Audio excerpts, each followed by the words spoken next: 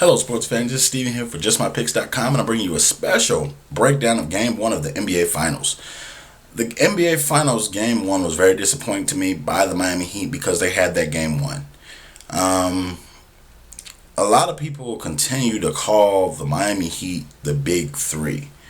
And here's where the problem lies, because the Miami Heat, you could say they were the Big Three for certain stretches or certain times of the season for the last 3 years, but the only consistent player for the past 3 years has been LeBron James, the MVP, 4 times gold medalist. You just can't say enough about where he's brought his game from. And to me, I after seeing that triple double last night, I think he was being too selfish. I think that he's going to have to step on some toes of Chris Bosh and D Wade and tell them, look, I don't care what you've done in the past. Show up now. And he may have to ruin some friendships and repair them during the summertime. But LeBron James, with a triple-double, having 18 rebounds, 18 points, and 10 assists, you can't ask for too much more of a big one, and they're starting to look like the Miami Cavaliers. And Wade, I know he had a great first half, didn't do anything in the second half. Chris Bosh, they yell out, we need more touches, we need the ball. Well, you need to start hitting shots, because that game, the San Antonio Spurs, the last 2 quarters of that game really worked the Miami Heat. Tim Duncan, he was in foul trouble early, but Tim Duncan came in and dominated. There's no reason why a 37-year-old Tim Duncan should be able to push around a Chris Bosh or Joel Anthony or Udonis Haslem for that. The Spurs got what they wanted, and Tony Parker exploited a lot of them. For their team defense to be so great, he got any shot he wanted.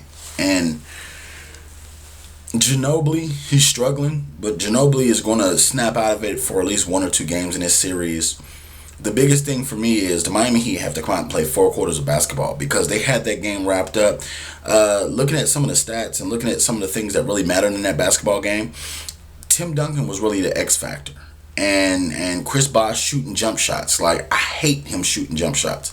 I literally wish he would get fined $1 million every time he shoots a jump shot out past 3-point line. Because yes, he hits sometimes, but he falls in love with that 3-point shot so much that you even forget he's a power forward.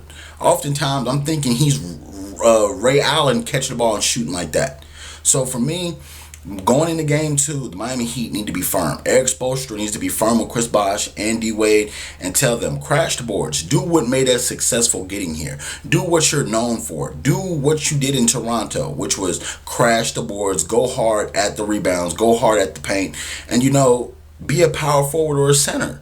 So you're 6'11".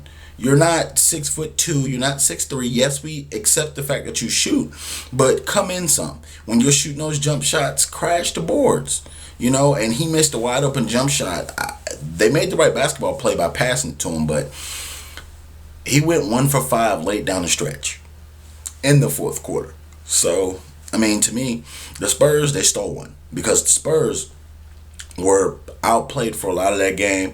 I know LeBron did his thing, but I must say, Norris Cole stepped his game up. Ray Allen, Mike Miller stepped their game up for game 1. Those guys, even Birdman, came off the bench with energy and passion. He wasn't perfect from the field, but he did his thing. So I'm looking at the Miami Heat and saying, this series is not over by a long shot. You have 6 more games potentially to punch your ticket to get your 2nd NBA championship in a row. But I'm giving my hat off to Greg Popovich, Tim Duncan, Kawhi Leonard, and the Spurs, Tony Parker especially, because they played 4 quarters of basketball. They weren't perfect to start, but it's how you finish.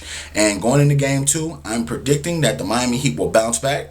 I think that LeBron James needs to be a little bit more selfish. He needs to put up a little bit more points in the 4th quarter, but I like where they were going in that direction. I like them knocking down free throws late. I think that San Antonio has a great chance to win this game, but I think the Miami Heat, they're going to be in trouble if they go back to San Antonio down 2-0 and 3 games in San Antonio. So I think they need to go ahead and knock this series up at 1. And folks, this is a series.